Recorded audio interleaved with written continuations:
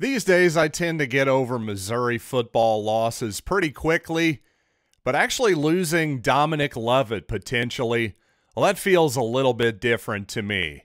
Plus, let's talk about Missouri against Wichita State in basketball tonight. How do I like the Tigers' chances? Well, let's talk about all that and more right now on Locked On Mizzou. You are Locked On Mizzou, your daily podcast on the Missouri Tigers. Part of the Locked On Podcast Network, your team every day.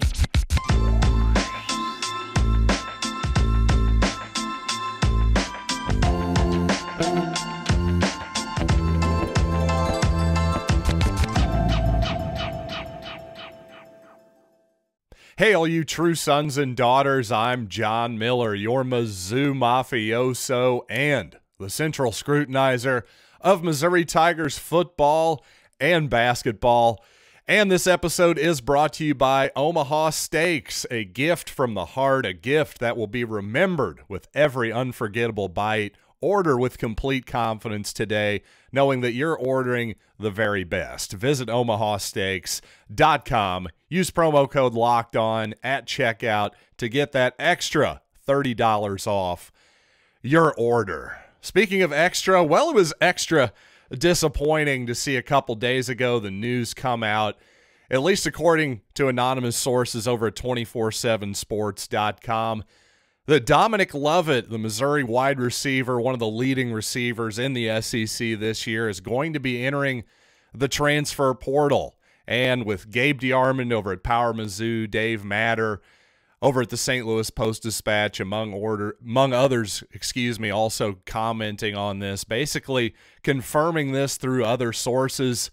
It sure doesn't look like Dominic Lovett is coming back next year. And that's just sad to me. It really is. And it is nothing personal with Dominic whatsoever. This is just about the whole sport in general. And as I said in the tease here, these days, even the Auburn loss, as much as that left me literally lying on the floor at one point at the very end of that football game, by the next day, I was kind of over it and on to the next thing. Hey, let's turn on the Chiefs and see what old Patrick Mahomes is up to. But you know what? I'm kind of glad that because of some behind-the-scenes stuff that I won't bother you all with the details. Well, I'm glad I didn't have a show yesterday because I really was emotional about the whole thing, because just at a certain point, when you're like me and you've devoted years of emotional capital, if you will, to Missouri football, and actual time and money, by the way,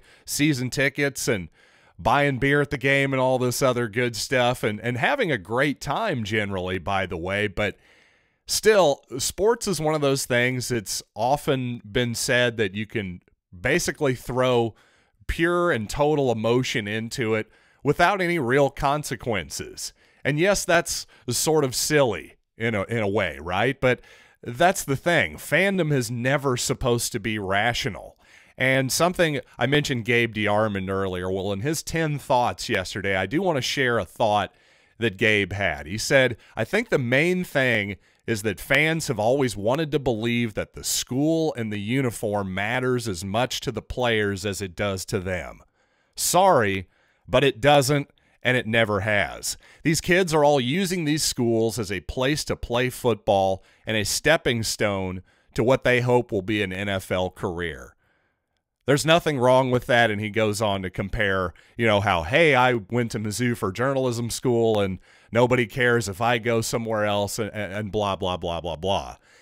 I think the main point here is that what he really puts on here is that, yes, sports and sports fandom is all kind of ridiculous at a certain point. But haven't we all known this?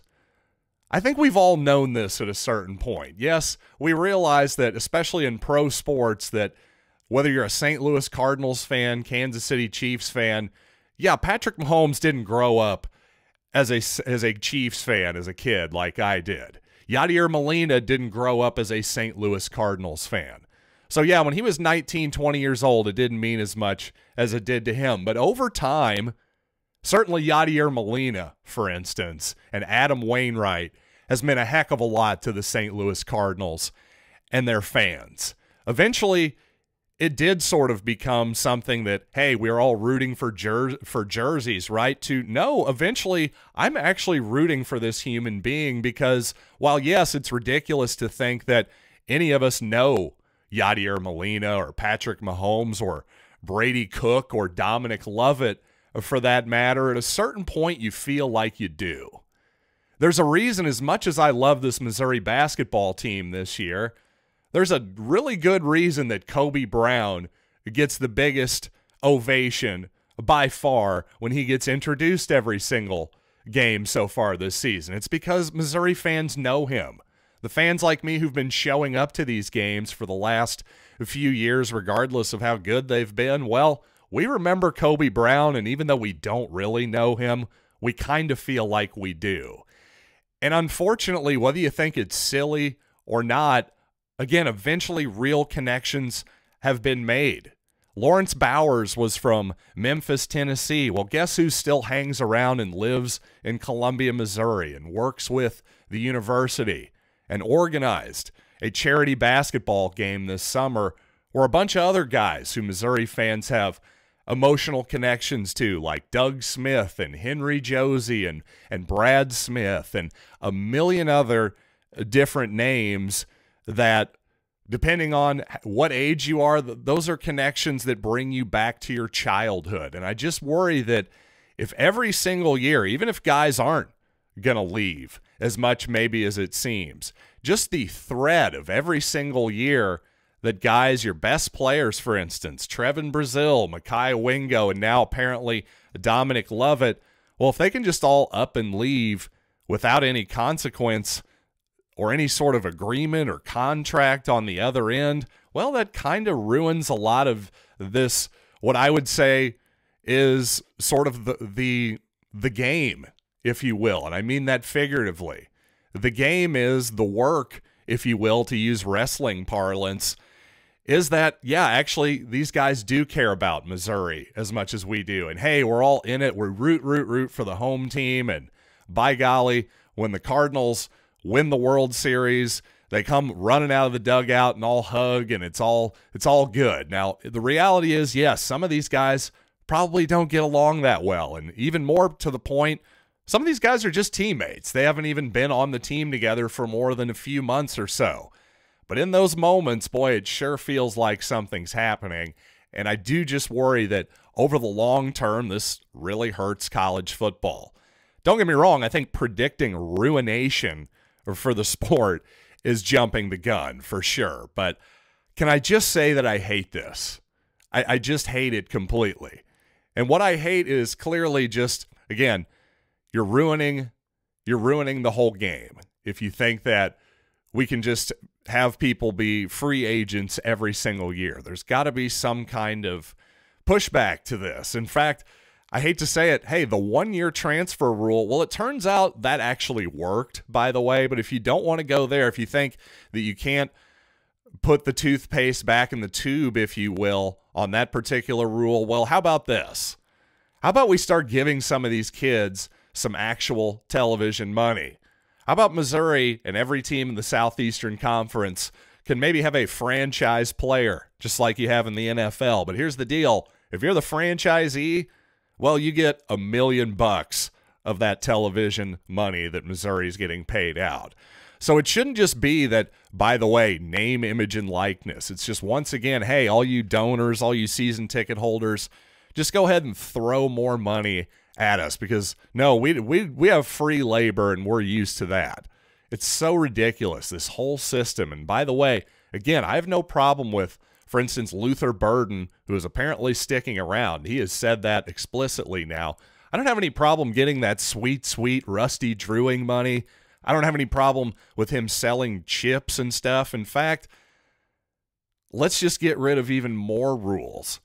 By all means, let the schools pay these guys directly as employees, because if you're going to go this far, speaking of not being able to put the toothpaste back in the tube, all this back channeling nonsense that's clearly been happening, you don't think other programs have contacted Dominic Lovett? You don't think Missouri's contacting some players that they shouldn't illegally via back channeling? Well, that would be incredibly naive. So basically, NIL has solved absolutely nothing for this actual sport other than, well, I'm glad some guys are getting some money, but as far as the actual fans go, how has this been good for any of us? Somebody explain that to me. And coming up, it's not just Dominic, Lovett. A few more other notable Missouri players are planning to enter the portal, so let's talk about them. But first, today's episode is brought to you by Omaha Steaks. And I tell you, this time of year, it can be tough to figure out the right gift. Well, from my experience, getting somebody Omaha Steaks is always a winner. It's the gift that truly keeps on giving. And as I said before, the holidays are here, so you want to achieve gifting greatness, you got to go with Omaha Steaks. And when you do, go to omahasteaks.com. Use the promo code LOCKEDON at checkout for $30 off your order. We're talking filet mignon, boneless chicken, ultra juicy burgers, even some easy to prepare comfort meals that are ready in a flash. Hey, guys like me that are lazy love that kind of stuff. So, once again, Omaha Steaks is a gift. You give from the heart, a gift that will be remembered with every unforgettable bite. Visit omahasteaks.com. Use the promo code LOCKEDON at checkout for that extra $30 off. Minimum order may be required. Thanks for making Locked On Mizzou your first listen today. How about for your second listen, check out Locked On Sports Today. From the games that matter the most to the biggest stories, go beyond the box and behind the scenes with local experts and insights only Locked On can provide. That's Locked On Sports Today, available on this app, YouTube, and wherever you get your podcasts. And, of course, I talked a lot about the emotional impact of losing a guy that I had really come to like the last couple years, Dominic Lovett. Of course, had a true freshman season that was, I wouldn't say underwhelming or anything, but certainly Missouri fans like myself were looking forward to see what Dominic would do in his year two, and to just see him break out and then say, hey, see you later. That's kind of a tough one for sure. But on the football field, it's also a blow, maybe an even bigger blow. Forget about emotions, right? At a certain point, we are still just going to keep rooting for Missouri. I certainly hope that this sport doesn't become as sort of regional as Major League Baseball has become. I just think that college football, when it's great, it's just the best thing that there is. But also an incredible amount of problems as well. But speaking of the portal, again, going to be tough to replace somebody like Dominic Lovett. Perhaps Missouri will find a receiver in the portal, but frankly, we're going to need Luther Burden to step up. We're going to need guys like Mekhi Miller, hopefully to have a big-time sophomore jump, hopefully like Dominic Lovett did. But you know what? Who the heck knows who's going to transfer from the team into the team? But it just seems hard to believe that Missouri is going to be able to replace that production on the field. Now, some other notable players, Tyler Macon, the quarterback, along with cornerback DJ Jackson and defensive end Travion Ford, also reportedly entering the transfer portal. Not too many surprises there, in particular in the case of Tyler Macon, obviously the East St. Louis product. A four-star player, Elite 11, just didn't quite work out. Maybe it'll work out in a new spot, but it does, you know, on the football field, I will say, obviously not a huge impact for next year. I don't think anybody thought Tyler Macon was going to be the starter next year, and also Travion Ford surprisingly didn't really see the field this season for Missouri in his sophomore campaign. And really the most notable part of that is that while it not a huge loss in terms of this season to next, one of the biggest pluses, probably the biggest plus, right? The biggest argument for Eli Drinkwitz so far has been his recruiting, at least his on-paper recruiting, right? Star rankings. Hey, how does Rivals and 24/7 Sports, how do our high school recruits compare to everybody else? Well, Tyler Macon and Travion Ford were two of the absolute most highly ranked guys of that 2021 vaunted Missouri recruiting class. Maybe the best recruiting class on paper in 10, 20 years for the Tigers, and perhaps the internet recruiting era may have been #1 rated, depending on where you look.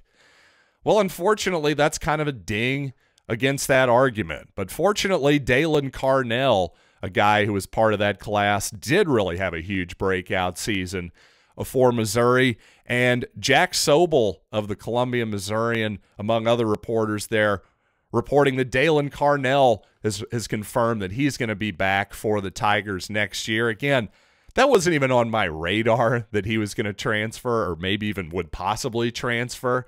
With Martez Manuel not coming back next year, you would think a guy like Dalen Carnell, that would just be a no-brainer, right? And maybe it is a no-brainer for him. It just shows you where we are if we need to actually confirm that apparently everyone on the two deep, we need to talk to every single one of them and figure out, hey, are you coming back next year or not?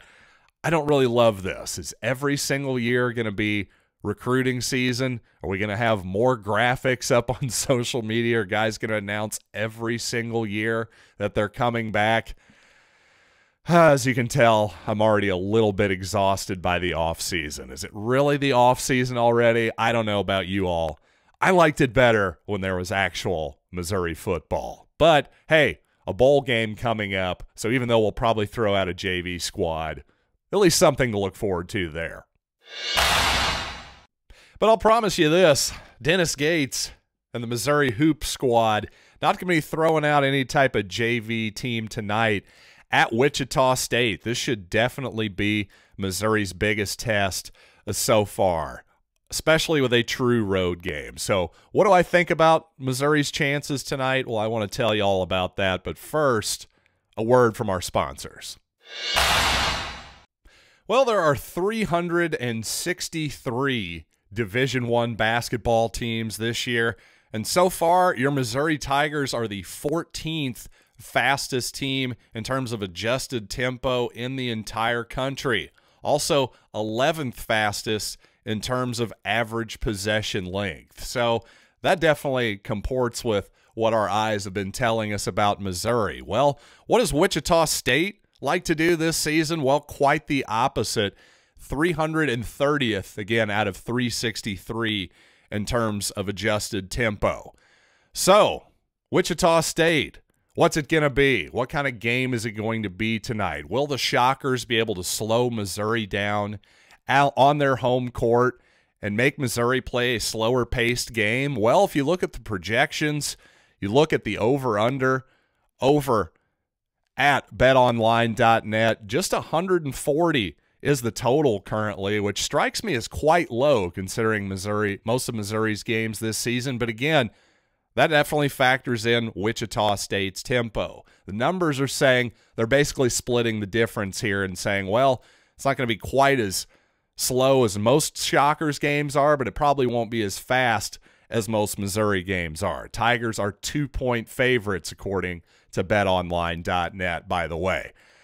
So what's my take? Well, my take is I just don't think that Wichita State is going to want this smoke tonight. I really don't. While Missouri, again, just a 2-point favorite, I would take the Tigers to cover here. And I think the total going over is pretty likely as well, simply because I actually think it's the Tigers who are going to dictate tempo. I think the Tigers have more depth, and just from the limited highlights and limited data that I have on the Shockers so far this season, none of their big guys exactly scare me. I just don't think that Wichita State has the guard depth either to be able to control the game with ball handling and just make it as slow as they possibly can. I just think Missouri, I just think it's going to be really tough to get Missouri out of its game for almost any opponent this season, especially the Shockers. You look at who Wichita State's played so far this season, the type of games they've been in, lots of games in the 50s and 60s. I'm just not really seeing it. I just think this is going to be too much. I don't think they've seen a team like Missouri yet. So I really think the Tigers are going to win this game relatively easy. Let's say Tigers by 10 or 12 or so. And they score in the 80s. So with all that being said, I'll certainly be back tomorrow to talk about this Missouri Shockers game. Hopefully another Missouri victory. But also thanks for making Locked On Mizzou your first listen. For your next listen, again, check out Locked On Sports Today. The big stories, the instant reactions, big game recaps, and the take of the day. It's available on Odyssey, YouTube, and wherever you get finer podcasts. So until tomorrow, I'm John Miller, and this has been Locked On Mizzou.